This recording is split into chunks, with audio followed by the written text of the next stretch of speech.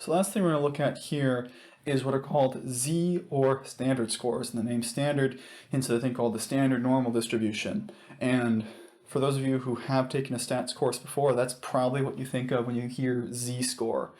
And I'll say that that's something we are going to see, but for now, we're just talking about it specifically in terms of data sets where we have a point, the mean and the standard deviation, and we want to compare that to a similar data point, but in a different distribution.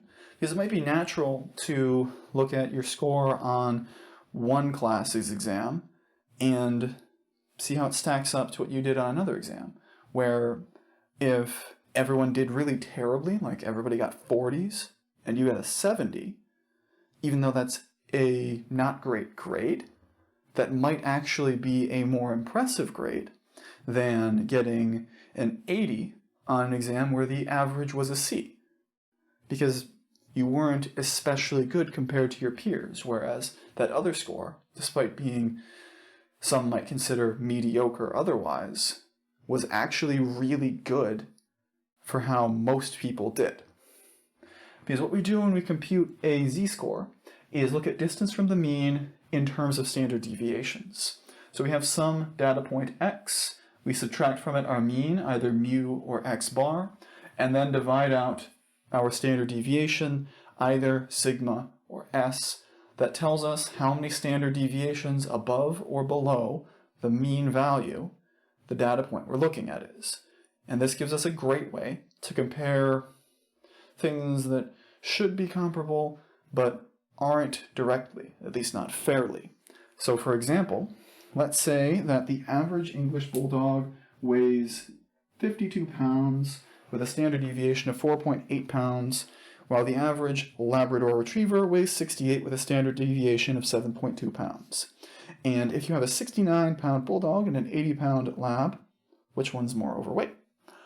Well, looking at this, you have that the two weights, let's say x sub b for the Bulldog is 69 pounds.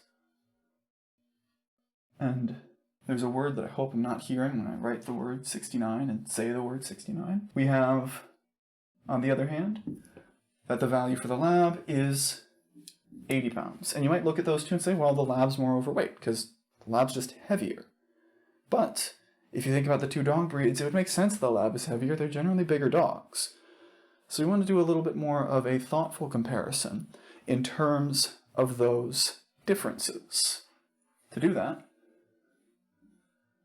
we're going to talk about the z-scores of each of these values relative to their distributions. So for the Bulldog, that x value, 69, can be compared to the mean that we have, 52, divided by the standard deviation of 4.8, which tells us that the z-score here is 3.54. That is a weight of 69 pounds, is about 3.5 standard deviations above the mean.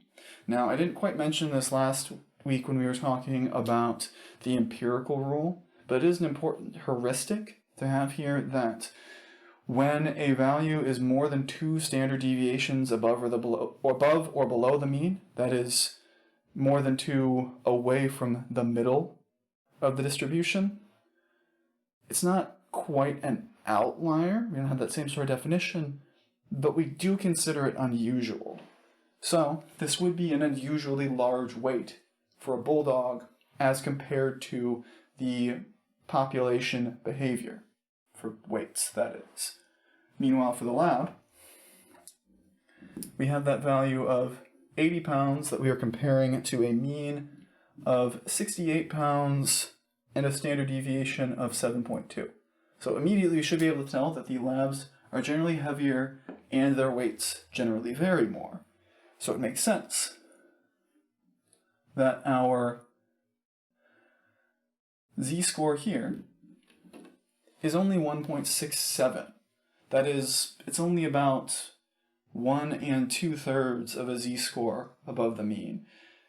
that is a noticeable amount above, but it's still within that boundary that we like from below 2 to above 2. It's still somewhat expectable. So, looking at these two, we have that as a result,